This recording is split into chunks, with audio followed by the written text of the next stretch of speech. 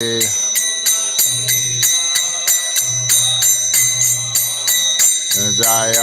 Radha Madhava Kunja Bihari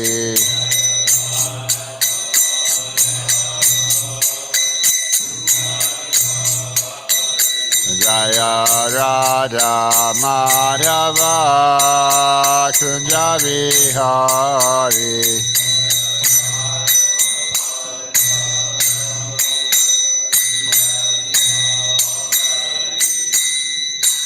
Om Namah Bhagavate Vasudevaya Om Namah Bhagavate Vasudevaya Om Namah Bhagavate Vasudevaya. So we're reading first canto, Srimad Bhagavatam, 17th chapter, text 21.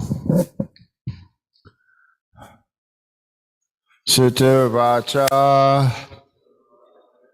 Evam Dharme Pravadati Sa Samrad Dvija Satama Samatena Manasa Vikareta Paryaschata Tam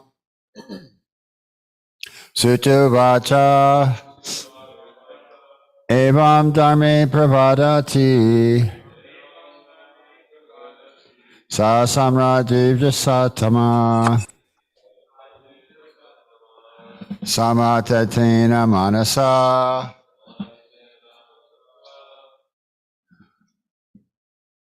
Samaten Vikareda Parishatatam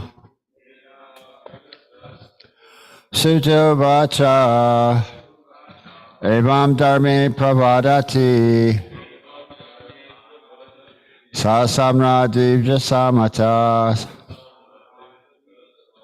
Samatenana Manasa Vikreda Parishatatam Sutta Vacha Evam Dharme Pravadati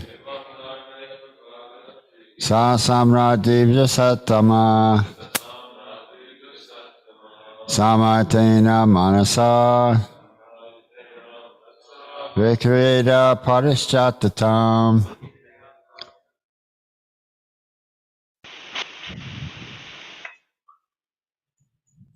Sutta Vacha Evam Dharme Pravadati Evam Dharme Pravadati Samra Dvija Sattama Samsara Divya Satama Samahitena Manasa Amatena Manasa Keda Paryachastatam Vikareda Parishatatam Sutta Vacha Evam Dharme Pravati Sasamra Dvija Satama Samsara Divya Satama Samahitena Manasa Samatena Manasa Vikeda Parya Chashtatam Vikreda Parishatatam Sutta Vacha Evam Dharme Pravadati Evam Dharme Pravati Sasamradija Satama Sasamra Divya Satama Samahitena Manasa Samatena Manasa Vikeda Paryachastatam Vikreda Parishatatam Sutta Vacha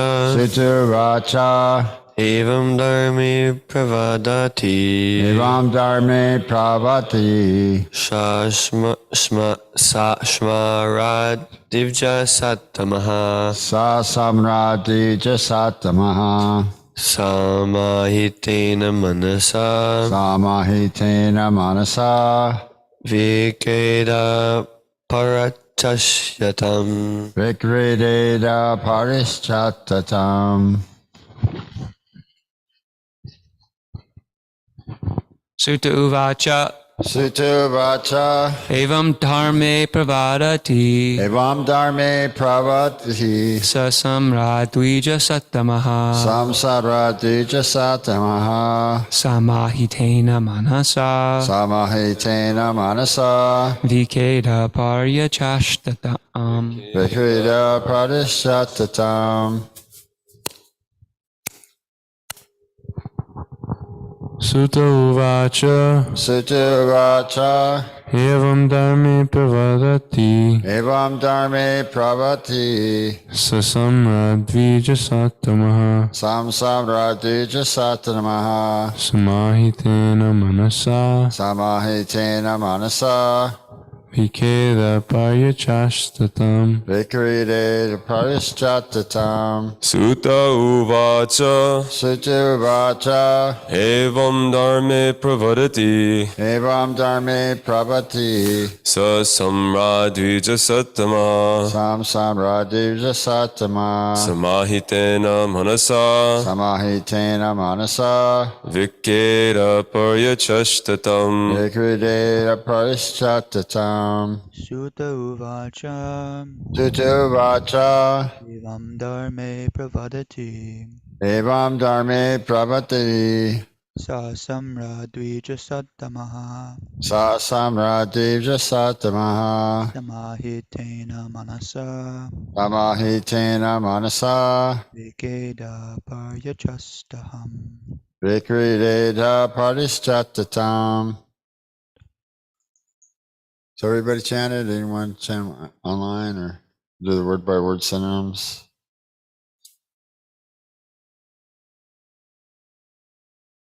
No one online? Okay. Sutta Vacha. Sutta Goswami said, Evam, so, Dharme, the personality of religion, Parvadati, thus having spoken, Sa, he, Samrat, the emperor, Dija Satamaha, all best among the Brahmanas, Samahitena, with proper attention, Manasa, by the mind, Viketa, without any mistake, Paraschata, counter replied, Tam, under him. Translation and purport by His Divine Grace A.C. Bhaktivinoda Swami Prabhupada. Sutta Goswami said, O best among the Brahmanas, the Emperor Prishkit, thus hearing the personality of religion speak, was fully satisfied, and without mistake or regret, he gave his reply. Purport, the statement of the bull, the personality of religion, was full of philosophy and knowledge, and the king was satisfied, since he can understand that the suffering bull was not an ordinary one. Unless one is perfectly conversant with the laws of the Supreme Lord, one cannot speak such things touching philosophical truths. The emperor, being also on an equal level of sagacity, replied to the point without doubts or mistakes. Yeah, so that's a nice verse and it's a nice purport. So maybe I should read the next verse as well. Rajovacha Dharman Bravashi Dharmajan Dharma Savishni Rupadrik Yad Adharma Katitstavnam Sukho Karyapi Tad Bhavet. The king said, O you who are in the form of a bull, you know the truth of religion, and you are speaking according to the principle that the destination intended for the perpetrator of irreligious acts is also intended for one who identifies the perpetrator. You are no other than the personality of religion. Purport: a devotee's conclusion is that no one is directly responsible for being a benefactor or mischief monger without the sanction of the Lord. Therefore, he does not consider anyone to be directly responsible for such action. But in both the cases, he takes it for granted that either benefit or loss is God sent, and thus it is his grace. In case of benefit, no one will deny that it is God sent, but in case of loss or reverses, one becomes doubtful about how the Lord could be so unkind to his devotee as to put him in great difficulty. Jesus Christ was seemingly put into such great difficulty being crucified by the ignorant, but he was never angry at the mischief mongers. That is the way of accepting a thing, either favorable or unfavorable. Thus, for devotee, the identifier is equally a sinner, like the mischief monger. By God's grace, the devotee tolerates all reverses. Maharaj Prabhu observed this, and therefore he could understand that the bull was no other than the personality of religion himself. In other words, the devotee has no suffering at all, because so-called suffering is also God's grace for a devotee who sees God in everything. The cow and bull never placed any complaint before the king for being tortured by the personality Kali, although everyone lodges such complaints before the state authorities. The extraordinary behavior of the bull made the king conclude that the bull was certainly the personality of religion, for no one could understand the finer intricacies of the codes of religion. And so the bull was speaking some pretty good philosophy, as Prabhupada mentions here. And so Maharaj Prishka was very much satisfied hearing such statements. And so this is Maharaj Prishka's conclusion. So that's nice. The devotee considers that any reverses or, if he happens to get a cut on his hand or something, that it should have been much worse. Maybe it should have been a bigger calamity, but due to Krishna giving me some of his mercy is reducing my karma like that, but it should have been a lot worse like that. So the devotee thinks like that. So in any case, whatever kind of happens, the devotee still feels in the same spirit of devotional service. We're still really pretty much kind of happy, even though, you might have some kind of a miserable kind of a ailment, if your body aches and you have a headache and your sinuses are stuffed up like that. So, but we have some things for that though. We have some Brahmastra juice, some tea, some things like that, kind of help relieve these symptoms. But for the most part of it, we're, still attending the program and chanting our rounds and doing what we can. And so that's God's grace and God's mercy too. So Prabhupada was given the favorite example of Jesus Christ. He was crucified by the ignorant. So yeah, and he prayed that they do not know what they are doing. So yeah, this was good. I wanted to mention this verse last week, but I completely forgot the verse and everything. But I mentioned some of the points from the purport. But it's actually Srimad Bhagavatam, Canto 6, Chapter 1, verse 49. Right. So I was looking it up. So what it actually stated that just as in a dream, one identifies with the dream, just as if one identifies with his material body, like that. So in the same way, the living entity is identifying with the material body which he obtained from past irreligious and religious practices and principles, and does not know anything about his previous life or his next life, right? So we can have pretty practical example of that. We don't know about our past lives, and we don't know about our future life. Or you could probably think, don't act irreligious, because then you can take the body of a pig, or the body of a lower animal. You take the body of a fish. There's the example of Jadabar took the body of a deer before he became Jada Bharata. He was Bharat Maharaj, the king of the universe, but he thought of a deer at the time of death. So like that. So we're thinking like we could do different things. Maybe I'll get a bird cage. Maybe a bird will make me happy. I said I love birds, so build a nest, right? And you think about your birds at the time of death, and you take the birth. So it's yam yam vapi smaram bhavam, that at the time of death, whatever state of being one remembers, that state he will attain without fail. So, and Prabhupada was talking about what is dharma and adharma. So dharma in the form of the bull is speaking religious principles, right? And explaining what adharma is those principles that are directly against the religious principles.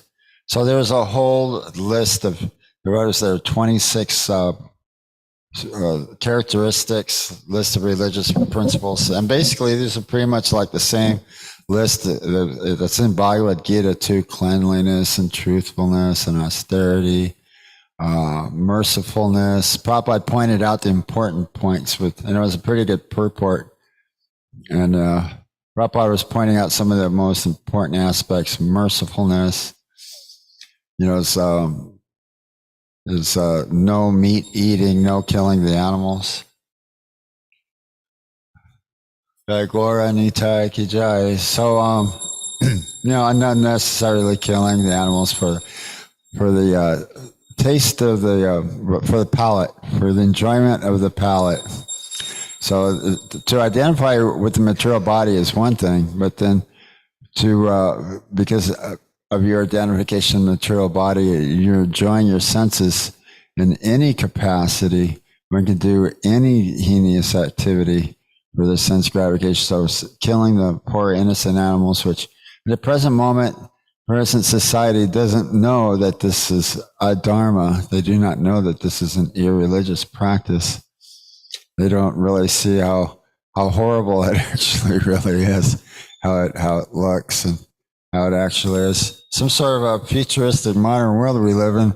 It's not like like on New Vrindavan, the farm. I don't know. I've never been to New Vrindavan before, but I can imagine what the houses. People had horses and cows and a barn, and you probably had quite a few acres or miles to the next property. But now we got our property that you can take a measuring tape and still have plenty enough time. I think legally houses have to be like 12 or 15 or 18 feet apart at least, or because that's still pretty big. A whole aisle at like Home Depot is like 40 feet. So just from the space from one house to the next house, it's hardly even like maybe 12 feet or 6 feet or 9 feet. They're practically almost right next to each other with a fence or a gate or something between them. Some of them don't even have fences or gates. And then everybody has this lawn. They have this green grass lawn on the front, right? And they have their underwater sprinkler system set up to water their lawn. And they're all right next to each other. So these bread boxes these people live in, this is where they're committing their sinful activity, their illicit sex and their meat eating in their kitchen, the sophisticated kitchen with a microwave and the present amenities. But, they really don't see that this is this futuristic modern world thing that's just really pretty much just about to collapse. I don't know how much farther this thing can go, but they're running out of the energy. They're running out of the materials. And now they're talking about nuclear war. So I guess now Putin, he said they're saying that Putin's saying that he's waging war against the West because all the elites are satanic worshipers or something like that. So that's nice. Maharaj Prishkit, he's a Raja Rishi, a saintly king. So he's out to eradicate any demoniac, irreligious practices.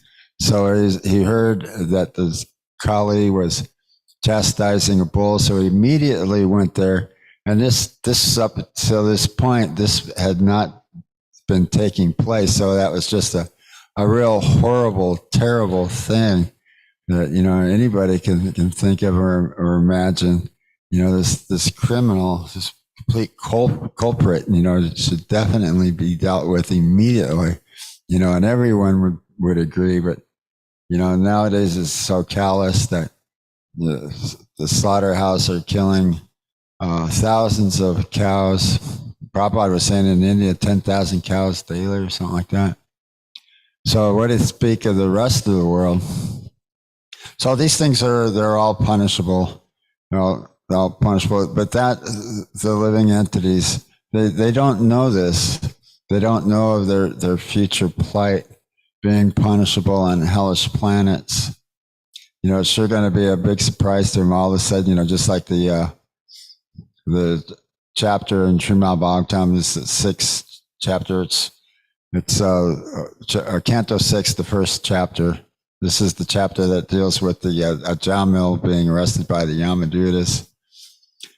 So they were speaking that they don't know their past or future lives, but you can kind of think that if somebody's acting in a certain way, and they kind of start to look like that too, if they're just eating any abominable thing and they're unregulated and they're gaining a lot of weight and they're kind of fatty and they've got a big fat nose and big ears and a big fat round head, they start to look like a pig, and so, they can take the birth of a pig, like that. So, you can deduce what person's activities are, pretty much like what state of their next life they could possibly be acting like that. We see the people, they're homeless people, they're intoxicated, and who knows where they're sleeping, but they're unclean and seem to be like really insane. They can take the birth of a dog in their next life. They're just sleeping outside miserably. Nobody's taking care of them, just like a dog, like that. So, you can deduce what someone's next life could actually really be. When Prabhupada was talking about it, he was saying that we're going to be committing so much sinful activities that go lower and lower and lower down, that one will never again even see the light of the sun again, become like a worm. He said a worm in the earth, a worm in the stool, like that, lower and lower and lower abominable activities. Well, in demoniac life, Krishna was saying like that too in Bhagavad Gita, that those who are acting in irreligious principles, that Krishna, he himself, or if they worship the unmanifested absolute truth, they go lower and lower down into a demoniac species of life.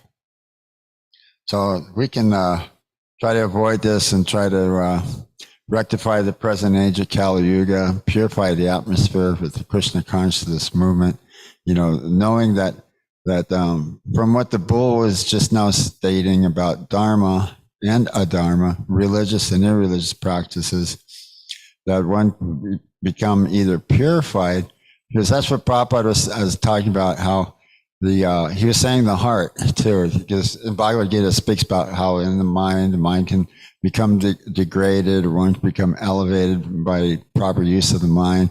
Prabhupada was even saying what's in your heart. What's in your heart can actually degrade you, or what's in your heart can actually liberate you. So, if you're sincere, you're a sincere devotee of Krishna and follower of Srila Prabhupada, and follow the program and practice the principles and sincerely chant the Hare Krishna Maha Mantra, like that. Sata, that's what, was it? Prabhupada was saying this verse, Tesham Sata Yuktanam Bratatam Priti Purvikam Dadami Buddhi Yogam Tam Yenamam Upyantate. Says that Krishna helps those who are devoted with love and devotion, like that Krishna gives them the intelligence how to come to me. So Krishna, Prabhupada was stating that quite often. There's what was it? We were just mentioning this from the Vishnu Shrasanam, the name was Svavrata, that Krishna keeps his vow. So it's stated that many times in Bhagavad Gita, and Prabhupada mentions this too, that Krishna is the swift deliverer of the devotee from the ocean of material existence, of birth and death. Krishna promises that he will protect his devotee. Krishna promises that he will come to me, he comes to my abode, like that. So Krishna keeps his promises, Savrata. So that was a nice term from that. So, but Prabhupada was also mentioning that how the cows, they produce the milk, that how important milk is in society. He says, especially for a devotee, says it develops nice brain substance, nice, clear brain, sharp thinking brain, like that. So he's saying like that. So it becomes very clear and sharp. So the milk is really very, very important for and conducive for a spiritual realization and spiritual practices that it helps us in this way. So the legs of the bull, their dharma, their religious practices. So that was truthfulness, austerity, cleanliness, and mercifulness. Truthfulness, and then adharma is just exactly opposite of that. So that's illicit sex, right? That corresponds with cleanliness, and then no intoxication, and that corresponds with austerity, and no meat eating, that corresponds with mercifulness, and no gambling, that corresponds with truthfulness. So wherever there's gambling, there's all the pillars of sin are present there. So, we have practical examples. You can see any of the casinos, or gambling towns like Las Vegas. It's all present there. Illicit sex is there, intoxication, meat eating, everything's present. So this is what's going to happen to the personification of Kali. He's going to be banished away, and he can go where all four sinful activities are taking place, like that. But up until this point, Kali and Kali Yuga hadn't actually become manifest or fully manifested yet. Maharaj Yudhisthira saw the symptoms of the age of Kali. He saw irregular luminaries in the sky, and what he saw, a jackal or dog. It was spitting fire. Right, so it's many different types of things and states in the age of Kali Yuga. A man and a woman, the man and the wife, they can't stay together. The family breaks apart, like that. So many different characteristics of the age of Kali were described, but they hadn't become manifested yet until this specific point. They're saying even in the battlefield of Kurukshetra. It wasn't until Krishna left the planet. So when Arjuna had to return to Hastinapur and informed Yudhisthira of Krishna's departure, the departure of the Pandavas, like that this was the time now.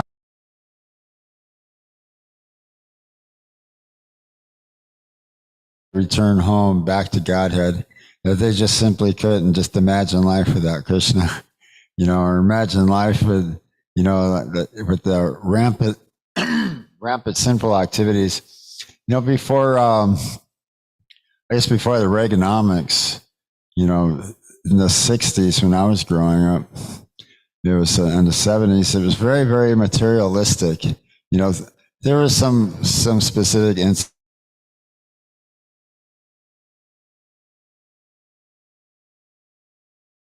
There really wasn't really too many, much of these issues. There was like so many people, they were becoming hippies and they're trying to avoid the draft. And so many people are being drafted, and there wasn't like a lot of jobs, but things were like really still really very inexpensive. A tank of gas still only costs about 25 cents. Yeah. And, it didn't cost much to eat out at McDonald's. For 15 cents, you get a fries, a burger, and a Coke. So, and anybody can get 15 cents anywhere. So I remember you see the hippies always panhandling anywhere where you go. The hippies were panhandling. And people were doing what they could do. There's, people that were working did have jobs. But it was pretty much in the thick of it, it was like all the, they had all these light bulbs. Hundreds of light bulbs on the whole entire block, every establishment. They had a series of lights where they would blink in succession, make it look like an arrow, like this is where you go here, come here, right? Like these that flashing signs, that would say, make a statement, So all these things that, they're not manifest now. There's the energy crisis. The cost of energy and electricity is very, very expensive. So, they can't afford to run these. I believe they passed laws that the establishments had to take them down. But everything was like really, really very materialistic. And there was a lot of sense gratification, and it was very easily obtained. Nobody was actually really suffering as bad as they're like pretty much like suffering now, like that.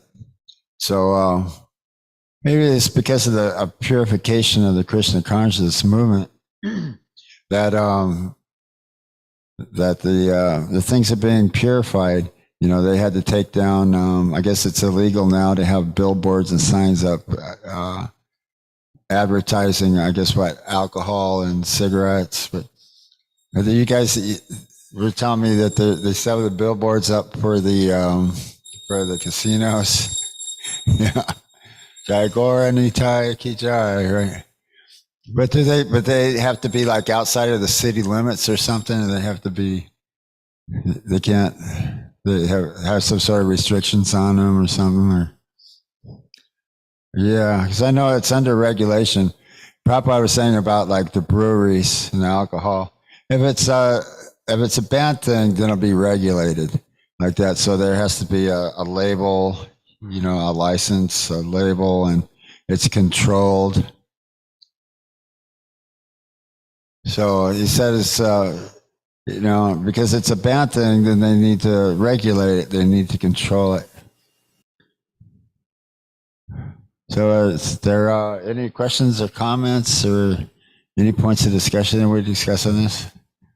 Yeah, Bhakti Gio.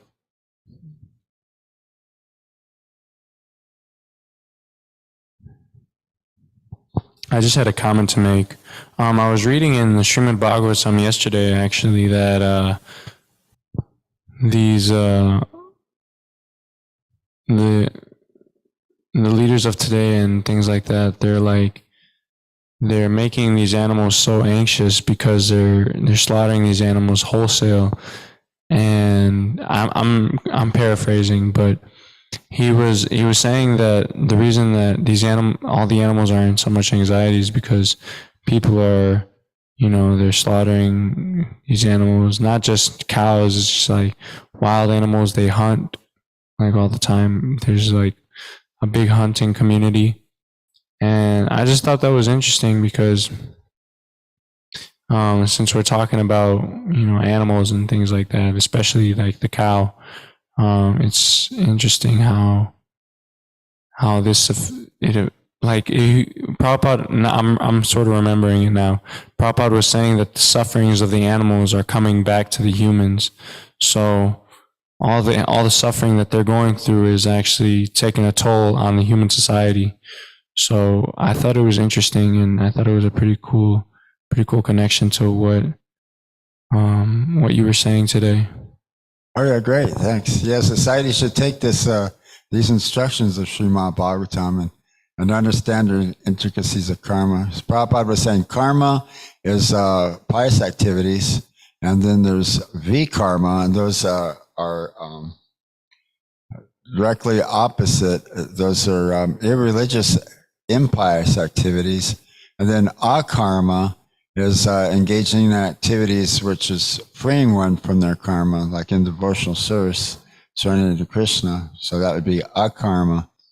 So generally, the karma is only Krishna can remove the karma, but it's accumulating, and it's arranged in society in such a perfect way that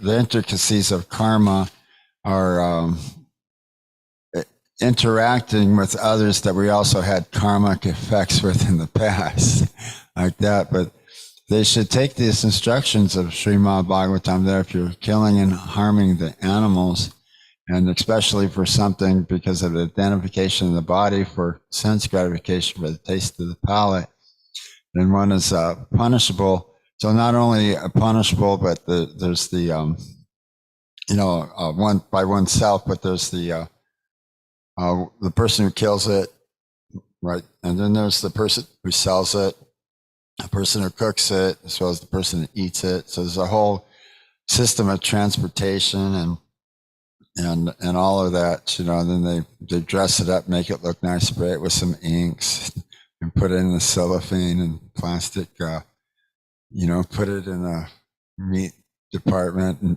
front so it looks fresh and stuff. But they should take these instructions that on an accumulative national and global level, that this is bringing death and destruction to human society in the form of war and disease and pestilence and scarcity and economic strife.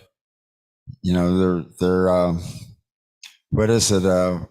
It's a defeating purpose, right? There's so many problems, and they're trying to find a solution to all of their problems, but they don't really know the real solution or what the actual real problem actually really is, and that's identification with the material body. And because of the identification with the material body, to act in impious ways is actually causing the environment, the global environment, to act in a certain way. Act in adverse ways. Generally the earth would be supplying gems and jewels and precious minerals and metals from the hills and the mountains, and jewels and pearls and from the seas and the ocean, and regulated rainfall and agriculture. But they're misusing the resources. The world can actually be fed over many, many times daily, but it's just simply being mismanaged, keeping your neighbor's children starving so that you can collect money from your own national kinsmen and pretty much pocket most of it, and just little bit trickles down to these suffering people, to keep them in this position for their own profit. It's pretty much what's going on, but we don't see it. The cheaters and the cheated. Actually, I think they pretty much know about this now. Support a children or make a donation to feed the starving in Africa or somewhere, but it's just a scam. They're keeping them sick and keeping them starving and not really taking care of them. It's just a little bit of the donations just kind of trickle down to them, and they're keeping the rest. Yeah, you had a question or comment? A couple questions or comments.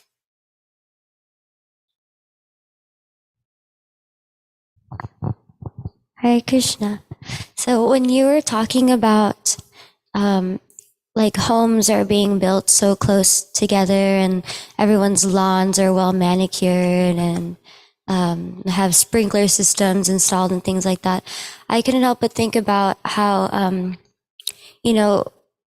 how rain is so nice, and in a lot of places they have droughts where there's lack of rain. And so I also began to think, in some cultures, people will dance to pray to what I am speculating, thinking to their demigods, or to the sun, to the moon, oh, bring us rain. And so I was wondering if you could share, if Prabhupada said anything about, the like our sacrifices, like our fire yagyas or our chanting or sankirtan, and like if that brings the rain, if I know it, I'm sure it does, but yeah, that's like me speculating. So I was wondering if there's anything in scripture or that Srila Prabhupada has said in conversation about like our certain yagyas that bring rain. Yeah, well, in the Bhagavad Gita, it's mentioned that sacrifice of Vishnu has to be performed, otherwise work binds one to this material world. And then Krishna, being satisfied by jagas or sacrifice, supplies rain to the supply the necessities of mankind, like that. So you don't need to worship the demigods directly, but to worship Krishna as the being the root. If one waters the root of all existence, then all existence will be satisfied.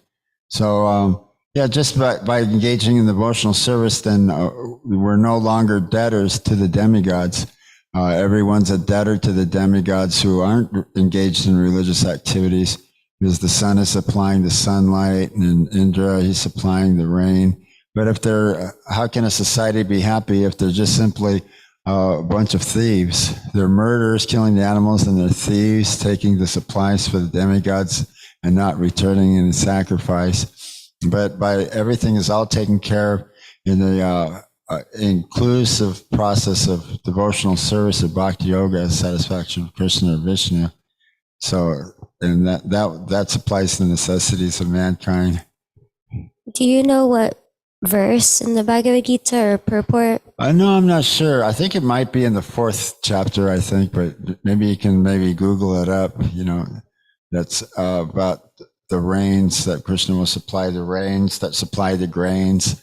And then the demigods, they come down in the form of rains and take birth in the form of grains, and then take birth again in the material world as human beings. This is also mentioned in Bhagavad Gita.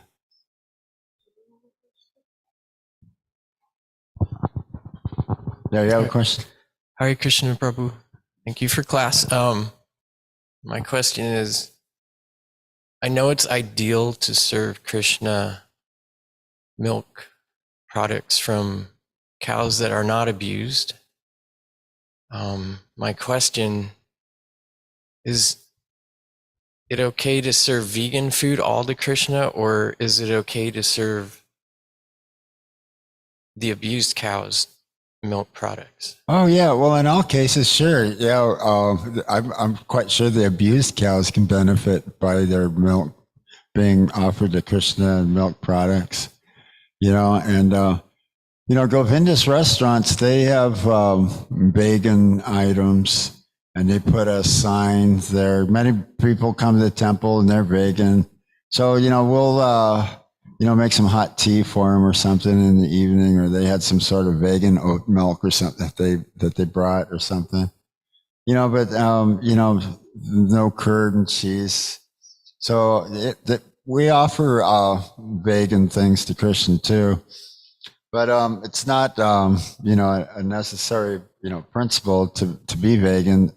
Or actually, Prabhupada was saying that the principle is not actually really to be vegetarian, but we only take things that are offered to Krishna, and Krishna asks for vegetarian things in the mode of goodness.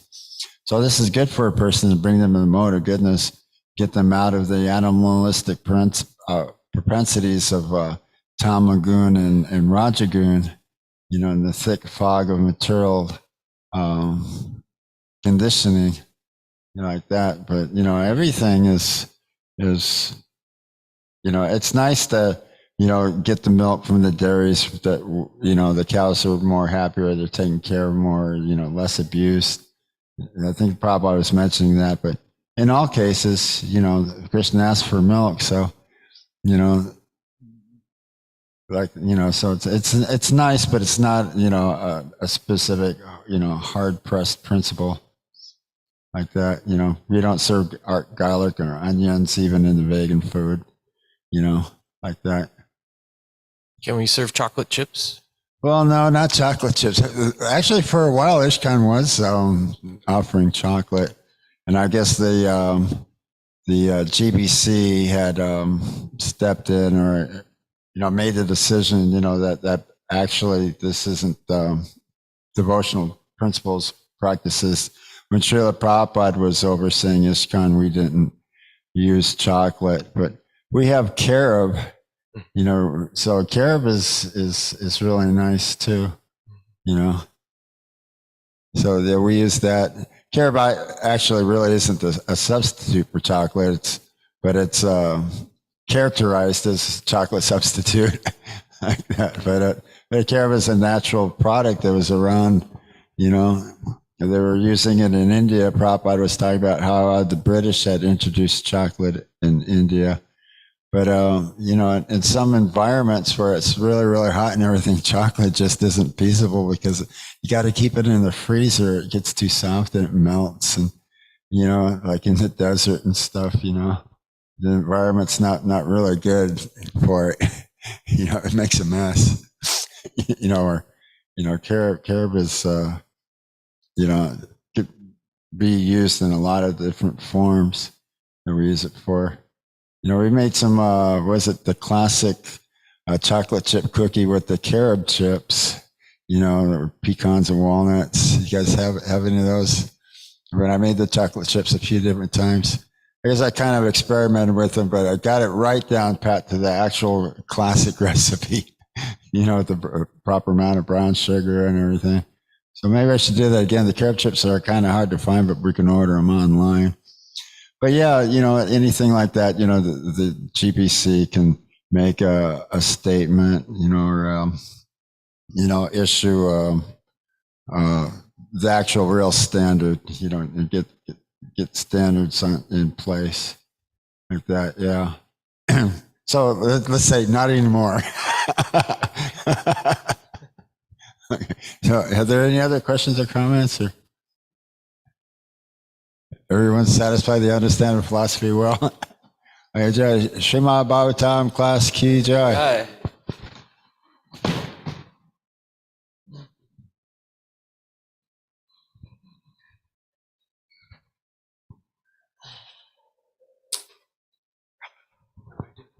Oh,